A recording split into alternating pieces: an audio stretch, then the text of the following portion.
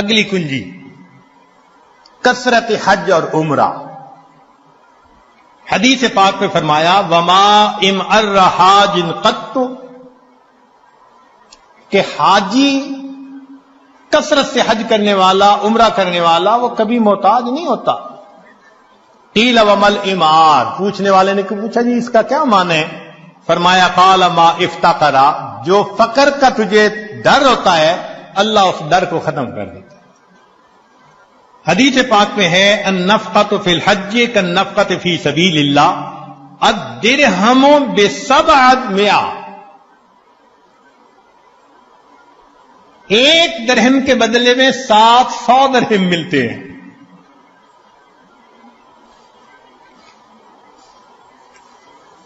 رزق کی ایک اور کنجی صلہ رحمی. ابو ہریرہ رضی اللہ عنہ فرماتے ہیں، بخاری شریف کی روایت، من احب ان یزاد فی عمرہ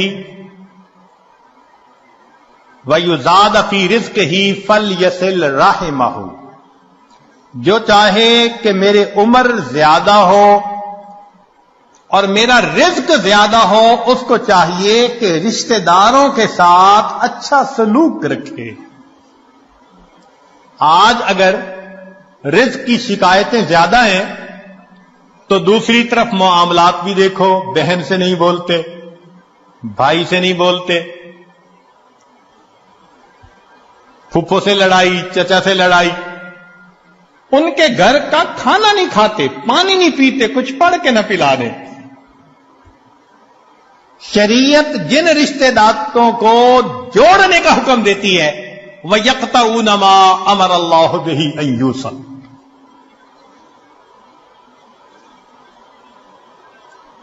جب ہم رشتے ناتوں کا خیال نہیں کریں گے تو پھر رزق کے دروازے تو خود بند کریں گے ہم. ہاں اگر دین کا کوئی ایسا معاملہ ہے تو سلام دعا تو سب کے ساتھ رکھیے نا. سلام کرنا، حال احوال پوچھنا، یہ تو لازم ہے. زیادہ قرب کا تعلق رکھنا نہ رکھنا یہ بندے کا اپنا چوائس ہوتا ہے.